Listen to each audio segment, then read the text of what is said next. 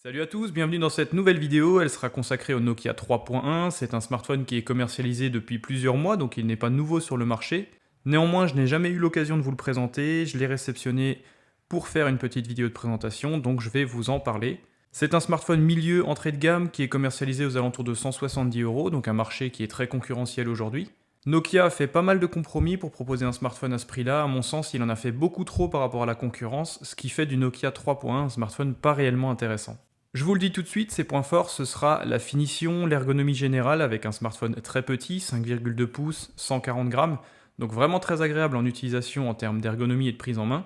L'écran de 5,2 pouces en définition HD+, IPS LCD également très bon, des belles couleurs, une très bonne luminosité. Et son dernier point fort sera l'autonomie, tout le reste, vous l'aurez compris, c'est vraiment pas très concurrentiel, c'est vraiment pas les points forts du smartphone en termes de photographie, de performance générale, il y a vraiment de gros problèmes de latence du processeur, etc. Comme d'habitude, n'hésitez pas à me poser vos questions dans les commentaires, j'y répondrai tout de suite après. N'hésitez pas également à vous abonner à ma chaîne YouTube, c'est que comme ça que je peux continuer à vous faire des propositions d'essais. Et on se retrouve tout de suite pour le déballage, la présentation du Nokia 3.1. Tout d'abord, le coffret est similaire à n'importe quel coffret Nokia depuis qu'ils sont revenus sur le marché, donc un coffret carré avec la présentation du produit, donc on voit directement que c'est un smartphone au format 18/9, c'est un écran 5,2 pouces, donc vraiment très compact, 140 grammes, il est vraiment super agréable en main, c'est vraiment le gros point fort de ce produit. Bien sûr, il tourne sur Android One, donc là vous aurez les dernières mises à jour en termes de sécurité et de mise à jour de l'interface du smartphone. C'est également le gros point fort de cette interface.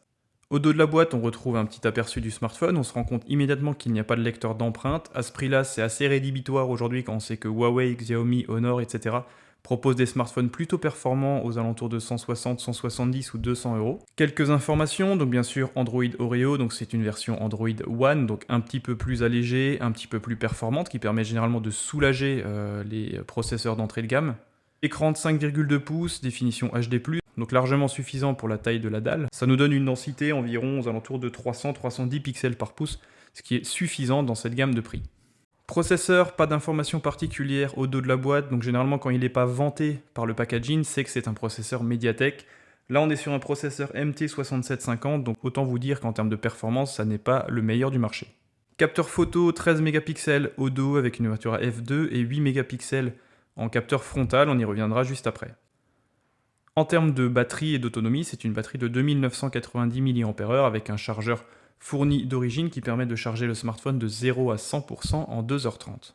Et enfin, sur la tranche de la boîte, on remarque directement que c'est une version dual SIM, en plus de pouvoir ajouter une carte microSD, ce qui est plutôt intéressant. Et c'est une version disponible avec 3 Go de RAM et 16 Go d'espace de stockage ou 3 Go de RAM et 32 Go d'espace de stockage. Possibilité d'étendre la mémoire via le slot microSD jusqu'à 256 Go. À l'ouverture du coffret, on tombe directement sur le smartphone, donc je vais y revenir tout de suite après. Bien sûr, nous avons droit à un extracteur de carte SIM, donc vous avez un tiroir dans lequel vous pouvez mettre 2 cartes nano SIM, et un second tiroir dans lequel vous pouvez mettre une carte micro SD jusqu'à 256 Go. On retrouve un guide de démarrage rapide dans toutes les langues, ils en ont mis vraiment un paquet, je sais pas si vous voyez bien, mais c'est assez impressionnant, ils ont mis toutes les langues directement dans la boîte. Le français est disponible, c'est déjà un point intéressant pour une bonne prise en main du produit.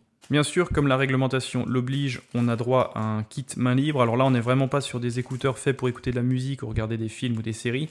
C'est vraiment plus un kit main libre d'une qualité relativement médiocre. D'ailleurs, la sortie mini jack 3.5 est plutôt mauvaise. Je vous déconseille d'utiliser ce genre de matériel si vous voulez avoir un son relativement propre. Ça, c'est vraiment uniquement destiné à la communication. Un câble micro USB, donc là on n'est pas sur de l'USB type C, certains produits et certains fabricants le proposent aujourd'hui dans des tarifs aux alentours de 150 à 170 euros. Ça n'est pas le cas pour le Nokia 3.1, il faudra se contenter d'un câble micro USB classique. Et enfin un bloc chargeur d'origine qui permet de charger le smartphone de 0 à 100% en environ 2h30. Voici donc le Nokia 3.1, un écran de 5,2 pouces, définition HD+, technologie IPS LCD, donc là on n'aura pas des contrastes et une luminosité vraiment chatoyante comme sur un écran AMOLED, néanmoins dans cette gamme de prix il est vraiment bon, très lumineux et les couleurs sont vraiment très correctes. Le dos est vraiment plutôt joli, donc on retrouve la sérigraphie Nokia qui est gravée en relief, un flash LED et le capteur photo de 13 mégapixels avec une ouverture à f2 ainsi qu'un microphone extérieur. En toute franchise, le capteur photo est vraiment mauvais, c'est vraiment un des plus mauvais capteurs photo que j'ai pu tester depuis que je fais des vidéos sur YouTube. Il est tout juste bon en pleine lumière et il est vraiment mauvais dès lors que la lumière se fait un petit peu plus rare. C'est assez dommage, d'autant plus que dans cette gamme de prix, Xiaomi, Honor et Huawei arrivent à fournir des appareils qui font des clichés assez correct malgré un tarif plus que contenu. Le dos est plutôt joli, il permet d'éviter les traces de doigts, en plus il permet une très bonne préhension, il n'est pas glissant. C'est vraiment un revêtement assez sympathique entre le plastique et le caoutchouc qui a une finition plutôt exemplaire. Bien sûr, au bas de l'appareil, on voit directement la notion Android One, donc c'est vraiment du Android pur, sans surcouche. Les puristes Android seront satisfaits. Sur la tranche, on retrouve le bouton Power et également le bouton de contrôle volume plus et moins. Sur la tranche inférieure, on retrouve une grille pour le haut-parleur, la connexion en micro USB et un micro extérieur. Sur la tranche opposée, on retrouve un tiroir dans lequel vous pouvez mettre 2 cartes nano SIM et un tiroir dans lequel vous pouvez mettre une carte micro SD jusqu'à 256 Go. C'est très intéressant dans le sens où ça permet de conserver 2 lignes sur le smartphone tout en augmentant la mémoire. Et enfin, sur le dessus, vous avez bien sûr 2 antennes ainsi qu'une prise mini jack 3.5. La sortie audio n'est pas très qualitative, néanmoins c'est toujours intéressant de garder et de conserver une sortie mini jack, surtout à cette époque où elles ont tendance à disparaître de tous les smartphones. Sur la face avant, on retrouve une sérigraphie Nokia. Vous avez également un capteur photo de 8 mégapixels dont l'ouverture n'a pas été communiquée, je pense que ça doit être du f2.2 ou du f2.4. Le rendu photo est un petit peu similaire au capteur arrière, honnêtement c'est assez brouillon, dès lors que la luminosité se fait absente, c'est vraiment désagréable avec un rendu très pixelisé, très bruité, la montée en ISO est vraiment mal maîtrisée. Ce sera vraiment un smartphone qui sera fait pour les gens qui veulent un smartphone plutôt compact, bien fini, avec un affichage très performant, néanmoins qui ne mise pas tout sur la photographie. Ça n'est pas visible lorsque l'écran est éteint, néanmoins les bordures inférieures et supérieures sont vraiment énormes. Néanmoins, avec un écran de 5,2 pouces, ils ont réussi à faire un smartphone très compact avec une préhension et une ergonomie vraiment réussie selon moi. Les bandes inférieures et supérieures ne me dérangent pas plus que ça fait un petit peu partie du design des smartphones Nokia commercialisés depuis quelques temps. Rapidement, avant de partir sur l'OS du smartphone, je vais vous parler de ses caractéristiques techniques. Donc c'est un écran 5,2 pouces définition HD+, technologie IPS LCD. Vraiment un très bon écran, les couleurs sont vraiment justes, la luminosité est vraiment impressionnante, je trouve, dans cette gamme de prix. C'est vraiment un très bon smartphone en termes d'affichage. En termes de performance, c'est un processeur MediaTek, donc c'est du MT6750, couplé à un GPU Mali T860 en version MP2. Honnêtement, en termes de performance pure, c'est vraiment pas un bon élève dans la catégorie, il a tendance à ralentir dès lors que le multitâche est relativement encombré. C'est un petit peu gênant, il y a des fois, quand vous passez de Facebook à Instagram ou sur des applications assez importantes et assez volumineuses, il a tendance un petit peu à pédaler, à perdre le rythme, et c'est un petit peu dérangeant. On n'a plus l'habitude dans ce début d'année 2019. En termes de stockage, deux versions, 16 Go ou 32 Go. Dans les deux cas, vous pouvez augmenter la taille de stockage grâce au slot microSD qui se trouve sur le côté de l'appareil, jusqu'à 256 Go. En termes de RAM, il n'y aura qu'une seule version, ce sera 3 Go sur les deux versions de stockage différentes.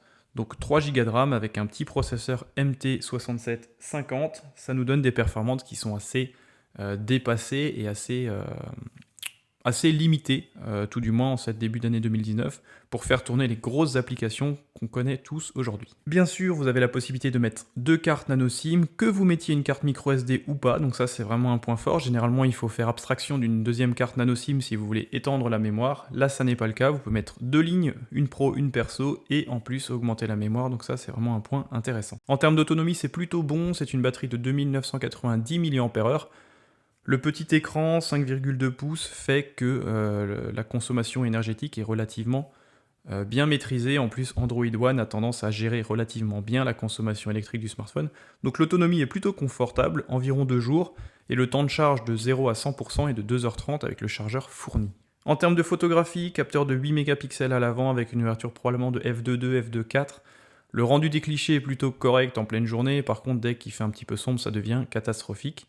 Le capteur dorsal 13 mégapixels avec une ouverture à f2, là encore ce sera un smartphone qui pourra simplement vous dépanner pour faire des clichés, mais n'espérez pas avoir des clichés aussi bons que sur un Xiaomi Redmi Note 5 Pro ou Note 6 Pro, ou sur n'importe quel smartphone type Honor 8X ou Honor Play.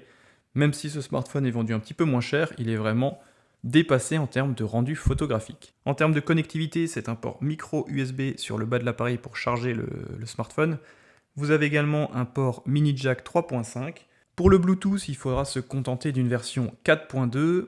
Et enfin, le gros point noir de ce smartphone, selon moi, dans cette gamme de prix et à cette époque, début 2019, même si celui-ci a été commercialisé mi-2018, aux alentours du mois d'août, il n'y a pas de lecteur d'empreintes, donc ça c'est vraiment pour moi rédhibitoire aujourd'hui, même si ça n'est pas forcément nécessaire, même si c'est quelque chose qui est plutôt de l'ordre du confort que de l'efficacité. C'est quand même très répandu et c'est quand même devenu une technologie très efficace pour déverrouiller son application de banque, accéder à divers réseaux sociaux, etc. Et je trouve dommage qu'il ne l'ait pas proposé, sachant que dans cette gamme de prix, on peut le trouver sur d'autres smartphones qui seront généralement plus performants, en plus de proposer cette technologie. En termes d'affichage, je l'ai dit, l'écran est plutôt bon. Seul bémol, au premier démarrage, vous avez tendance à avoir un petit cadre qui se forme autour de l'écran. Je ne sais pas à quoi c'est dû, on dirait qu'il y a une espèce de rémanence dans la luminosité, c'est assez gênant. Néanmoins, ça n'apparaît qu'au premier démarrage en début de journée. Autre point faible par rapport à ce smartphone, quand vous le démarrez le matin, le processeur est tellement galère en termes de rendu et de performance que le widget horloge met à peu près 1 minute, 2 minutes à s'afficher. C'est assez gênant, je n'avais pas connu ça sur aucun des smartphones que j'ai pu tester, même des smartphones moins chers. Au-delà de ça, l'écran est vraiment plutôt bon, bonne luminosité, l'interface est propre, c'est du Android One calqué sur du Android Oreo, donc vraiment ça fonctionne plutôt bien. Après, si vous naviguez dans plusieurs applications, il aura tendance à montrer ses limites.